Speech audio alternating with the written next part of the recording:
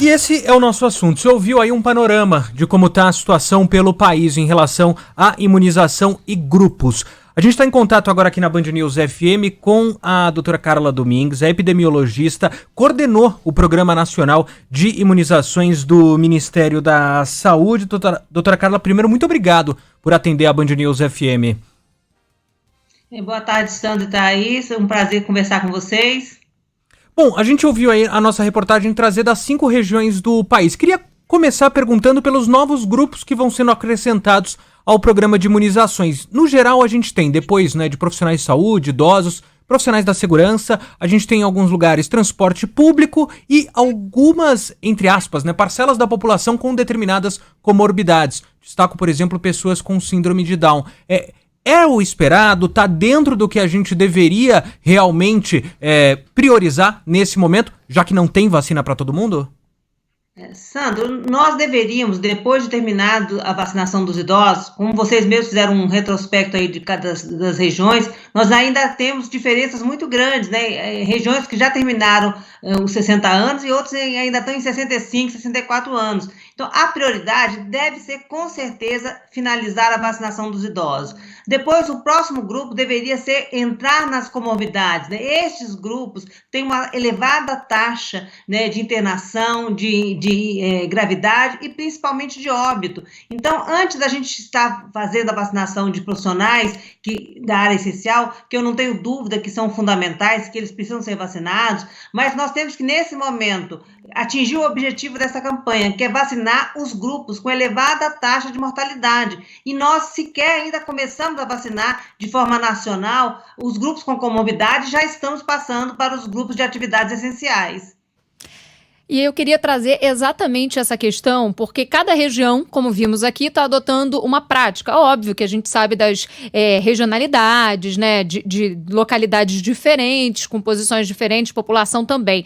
Mas fato é que um grande problema que foi destacado até então era a falta de uma diretriz nacional, uma diretriz do Ministério da Saúde em relação a esse assunto, a como proceder, observando, obviamente, as questões locais, mas com um direcionamento exatamente comorbidade. O que é comorbidade? Vai seguir para comorbidade quem já atingiu tal meta. Você acredita que isso ainda persiste, que é uma falha que a gente ainda observa na gestão de Marcelo Queiroga? Thaís, doutora Carla, só para a gente acrescentar nesse ponto, a gente tem separado um trecho da fala da coordenadora do programa de imunização do maior estado do país, São Paulo, a doutora Regiane de Paula, que eu acho que acrescenta bem nessa conversa. Vamos escutar. Quando o Ministério da Saúde coloca as comorbidades e as faixas etárias, ela nos dá um quantitativo de quase 18 milhões de pessoas, mas não diz quais são os critérios dentro das faixas etárias. Então, nós também aguardamos, governador, que o Ministério da Saúde possa se posicionar em relação ao percentual de comorbidades para cada estado. O único dado que a gente tem é um dado do Vigitel, que é um sistema de vigilância das doenças crônicas não transmissíveis. Ele é só feito nas capitais, então precisamos que o PNI, Ministério da Saúde, também se posicione em relação às comorbidades. É isso, doutora Carla? É isso que a gente percebe até agora como uma falta de diretriz nacional? Olha, nós temos que entender que esses dados, eu discordo da Regiane, porque nós temos sim essa informação, nós já vacinamos há quase 5 anos as comorbidades na vacinação da influenza. Então, essas comorbidades não diferem das vacinações que a gente faz quando se vacina para a gripe todos os anos, inclusive vai começar a vacinação para os grupos de comorbidade agora. Então, esse número, mesmo que sejam estimativas, eles já existem. O que nós estamos precisando? Como ela colocou, são quase 18 milhões de pessoas. Então, nós precisaríamos de 36 milhões de doses para vacinar, por exemplo, nesse mês. Isso não vai ter, porque nós vimos que os cronogramas de entrega dos laboratórios não vão cumprir esse número tão grande de vacinas. Então, o que precisava do Ministério da Saúde nesse momento? Definir quais as comorbidades deveriam ser prioritárias dentro das comorbidades. Eu começo por exemplo, com as doenças renais crônicas, com as obesidades, com as cardiopatias, com a síndrome de Down. Então, quais são as comorbidades que nós vamos eleger como prioritário nesse momento, já que nós não temos em torno de 20 milhões de doses para fazer pelo menos a primeira dose nesse momento.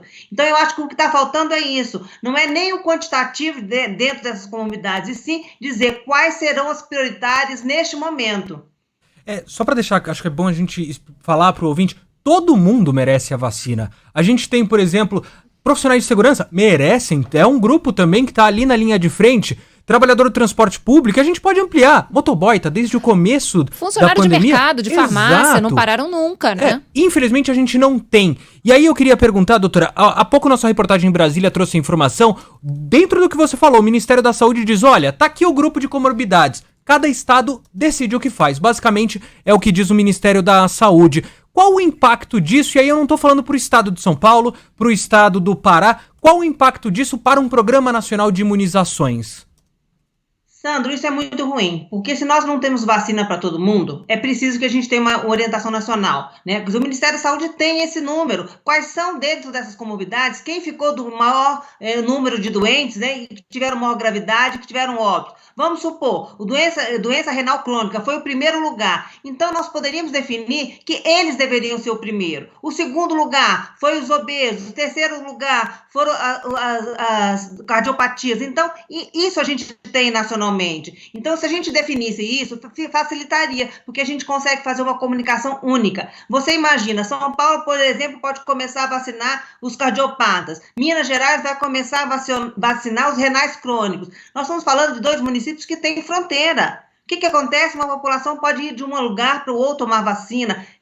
A comunicação fica difícil, porque você está fazendo uma reportagem nacional. Eu não consigo entender que no meu município eu estou escutando que vai vacinar o doente renal e no outro município está vacinando o cardiopata. Então, a gente precisa ter uma orientação única, porque é dessa forma que a gente facilita a comunicação e a gente tira essa ansiedade da população. É muito ruim a gente não saber qual é o meu momento na fila. E aí você faz com que, quando abre a campanha, todo mundo corre para se vacinar ao mesmo tempo, porque fica essa ansiedade. Vai acabar a vacina quando chegar a minha vez? A minha vez não vai chegar nunca? Então, se a gente organizasse isso, a gente tivesse, vai ser na primeira semana, segunda, terceira, quarta, a gente conseguiria ter uma campanha que fluísse mais e que a gente tivesse uma comunicação melhor com a sociedade.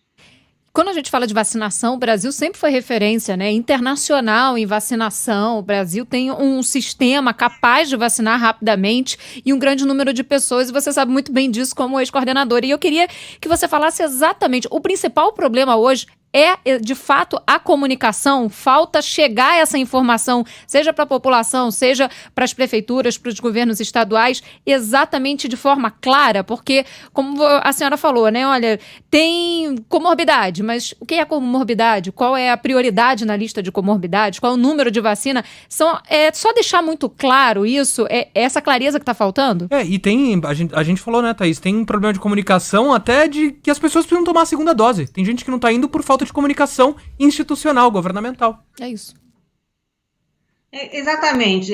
O que a gente está vendo, né? Acho que o primeiro ponto a gente tem que ter claro que falta vacina. Se a gente tivesse com vacina em quantidade suficiente, a gente não estava tendo essa discussão aqui agora, né? Porque você convocaria aí os 80 milhões de pessoas e aí, independente se eu tenho comorbidade, se eu sou idoso, se eu sou da força de segurança, estariam sendo vacinados. Como há uma escassez de vacina, essa organização ela é imperiosa. Então, isso que está nos colocando em diferença com outras campanhas, porque sempre nós estávamos acostumados a ter muitas vacinas e convocar todo mundo ao mesmo tempo. Se nesse momento nós temos que fazer uma campanha diferenciada porque há falta de vacina, a organização ela é fundamental. Nós precisamos ter o cadastramento das pessoas, né, para a gente poder organizar esse processo de chegada, para agilizar a fila de vacinação. E como o Sandro colocou, se a gente tivesse todo mundo cadastrado, a gente facilitaria muito a gente estar convocando agora para a segunda dose. Os outros países, né, que estão com velocidade de vacinação, como os Estados Unidos, como Israel, eles convocam a pessoa por e-mail,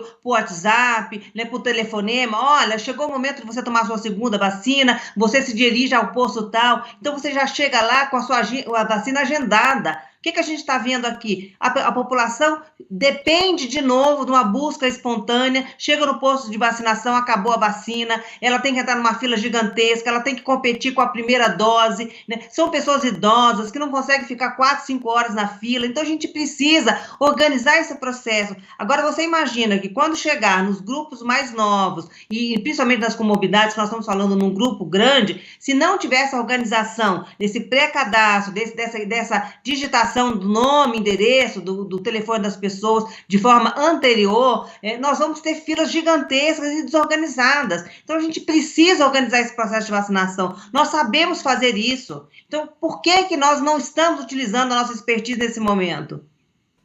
Nós conversamos aqui na Band News FM com Carla Domingues, epidemiologista e ex-coordenadora do Programa Nacional de Imunizações do Ministério da Saúde. Carla, eu agradeço muito pela sua colaboração aqui conosco, com esses esclarecimentos sempre fundamentais para ajudar a gente a compreender esse momento. Um abraço e até uma próxima, com certeza. Eu que agradeço, Thaís, e lembrando a população, é preciso tomar a segunda dose. Quem tomou a Coronavac precisa retornar com 28 dias, quem tomou a da AstraZeneca com 3 meses. Sem a segunda dose, a população não estará protegida. Um abraço a vocês. E a vacina da gripe também tem que tomar, né? Exatamente, nós temos uma campanha, começou agora, né, a partir do dia 12, nós estamos vacinando crianças, gestantes e as puérperas e profissionais de saúde. Então, a gripe mata tão quanto o coronavírus, então não podemos relaxar com essa campanha. Sem dúvida. Obrigado, doutora. Agora, 2h37.